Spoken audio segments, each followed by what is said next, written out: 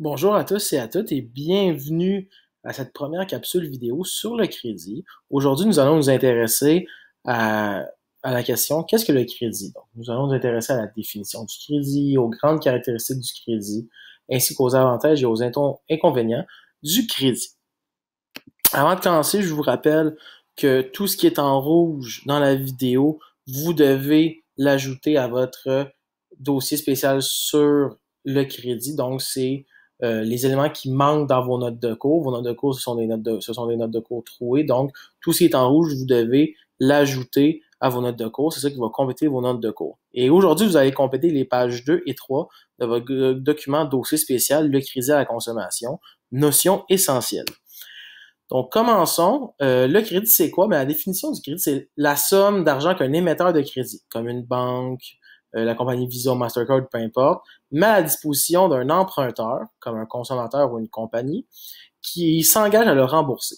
En fait, là, du crédit, c'est une somme d'argent prêté ou avancé par un émetteur. C'est de l'argent qu'on vous prête, qu'on vous avance pour que vous puissiez, en tant que consommateur ou si vous êtes à la tête des entreprises, vous puissiez acheter des biens et des services si vous ne possédez pas tout l'argent nécessaire maintenant. Donc, vous pouvez acheter des biens et des services qui coûtent plus cher, qui sont plus gros en fait.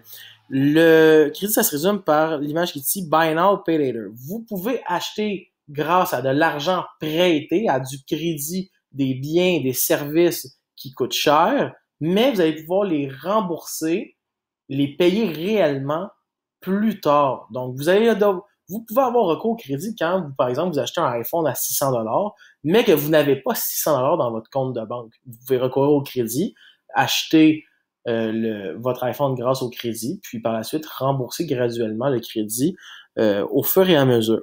Les deux types de crédits les plus utilisés, c'est la carte de crédit comme Visa ou Mastercard, ainsi que le prêt hypothécaire, qui est un prêt en argent pour acheter une maison. Chaque crédit accordé par une banque, par une compagnie de crédit, peu importe, fait l'objet, comme il était marqué ici, d'un contrat signé entre l'émetteur et l'emprunteur.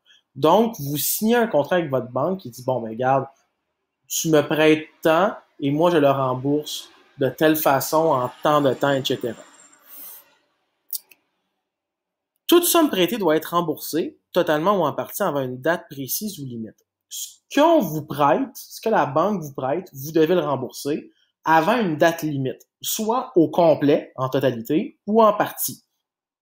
En partie, souvent, il y a des paiements minimums qui se font. Donc, par exemple, si on vous prête de l'argent, la banque va s'assurer dans le contrat que vous signez qu'à chaque mois, par exemple, souvent au mois que vous remboursez, à chaque mois, vous faites un paiement minimum. Vous devez payer au minimum tel montant.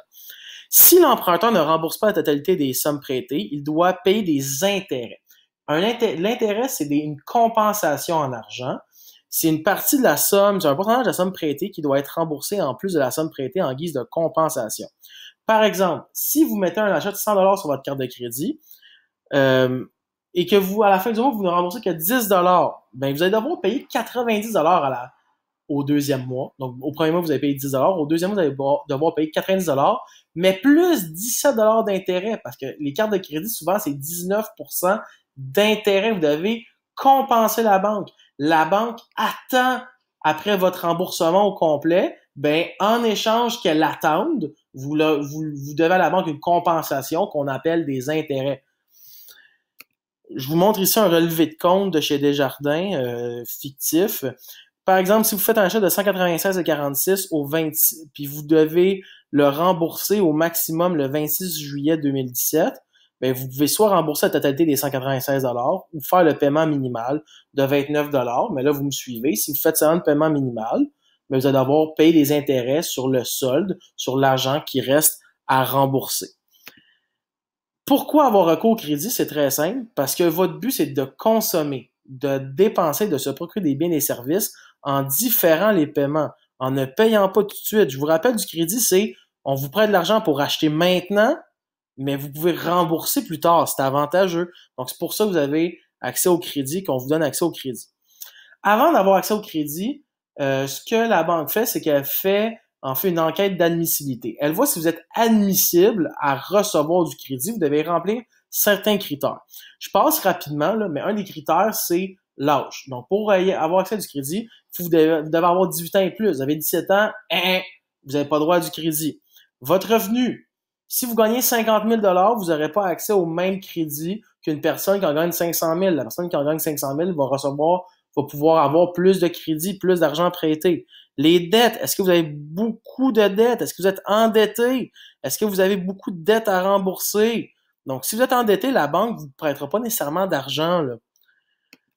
Il y a aussi des avantages et des inconvénients à recourir au crédit. Les avantages, donc le thumbs up, c'est, vous pouvez faire de gros achats puis étaler les paiements. Vous pouvez faire des gros achats puis payer petit peu par petit peu en 12 mois, 24 mois, 36 mois, donc en 1 an, 2 ans, 3 ans. Par exemple, vous pouvez acheter une voiture puis la rembourser au coût de 3 ou 5 ans.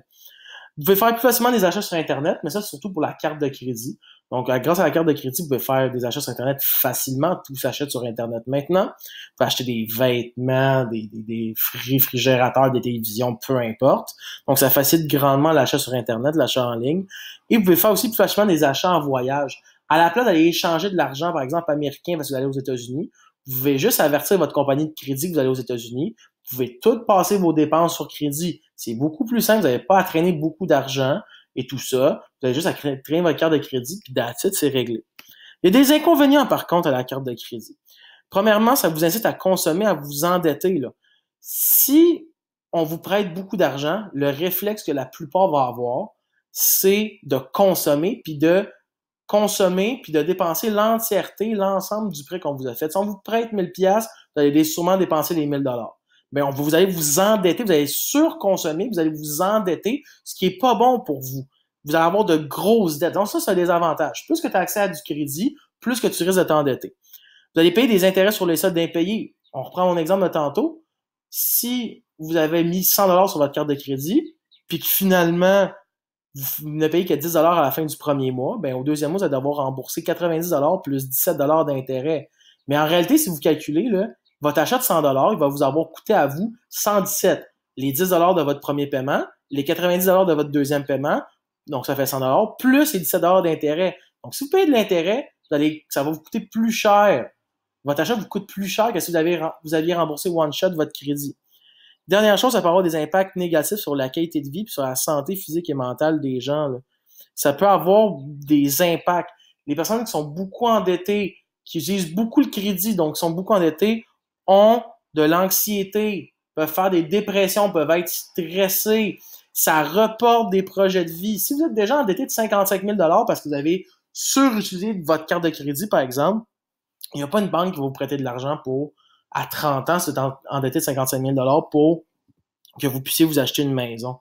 Donc, ça peut avoir des effets sur votre qualité de vie. Oui, ça a des bonnes choses. Le crédit, vous pouvez acheter des grosses affaires, des choses que vous, des biens et des services dont vous n'avez souvent pas les moyens d'acheter, mais ça peut avoir envie de vous endetter. Donc, ce que vous devez retenir, c'est que le crédit, c'est de l'argent prêté ou avancé.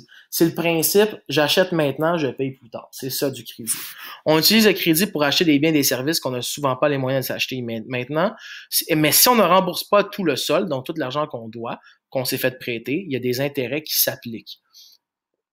C'était ça pour la première capsule. Je vous remercie beaucoup et bonne prise de notes.